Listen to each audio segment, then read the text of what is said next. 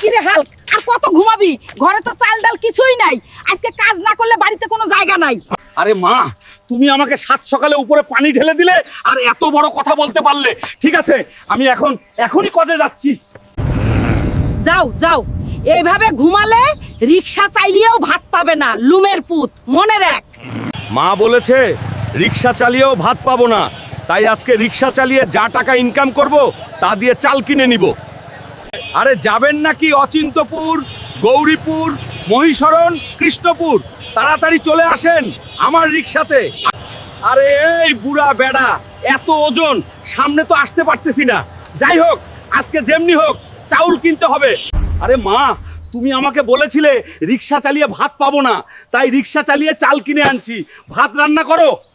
ঠিক আছে, আমি ভাত রান্না করতেছি, তুই গিয়ে হাত মুখ ধুয়ে আয়, আমার রান্না হয়ে যাবে। আরে মা, শুধু ভাত দিলে কেন আমায়? তরকারি কোথায়? শুধু ভাত কিভাবে খাবো আমি? সকালে যে বললাম করে চাল ডাল কিছুই নাই, শুধু চাল আনলে কেমনে হইবে? তরকারি কে আনবে? ঘরে কোনো তরকারি নাই। আর লোমের পুত যেমন কর্ম তেমন ফল। তরকারি খেতে হলে এখন রিক্সা চালিয়ে বাজার থেকে তরকারি নিয়ে আয় পড়ে।